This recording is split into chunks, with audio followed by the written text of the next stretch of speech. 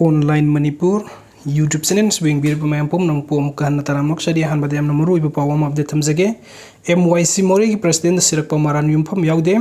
More gi STPO oiramba songtham anan hat ki pathodok adu da More Youth Club MYC More gi president Philip K Khongsai chenai haina sirak ki maran yumpham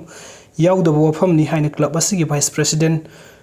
Trim Sokha Pau Haukip amasung joint secretary Pau Khothong Haukip na kuyek piduna thadur paseron amada phongdurakli serol sin hai Philip M Khongsai More de leiriban ha singi yai phathawrang kaya tawduna lakiba misak amani More gi STPO songtham anan hat kiba tawdok mahak karigum hiram amada tamari lenade maram asina mahak mathakta sirak liba maral adu yumpham yaude mahakpu mingsat thina ba hotna ba leibak thibani haina su serol asina makhata na phongdurakli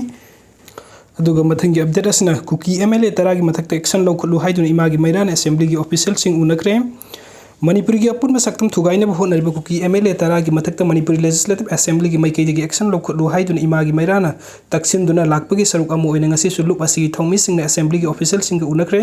ngasi khongjang adu de lup asigi convener TS Sujatana lusingba thongmi kharna assembly gi complex ta sangduna assembly gi secretary amadi joint secretary Tarpan unana honaki adubu makhoi animak leiramdabadagi assembly gi director Raju unaki unabadu Raju na kuki MLA tara asigi mathakta assembly gi standing committee gi maikei gi DGP gi kuthang da serol thakre hairba serol adu MLA tara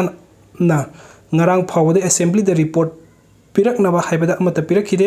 hauzik assembly gi official khara mapal da sat ki ba asi hek halakpaga makhoi gi mathakta kari action loba yabagi haibadu khangani haiba wafam thamlaki lup asigi maikei gi makhata ba numit nini amaga ngairaga assembly gi official sing unarga MLA tara gi mathakta sabsaba action lohangani haiki video sing bibagi damakta mampum nang pomuka hanna tagachari anu update ki damakta online Manipur YouTube channel subunung sibidana subscribe to biramu thank you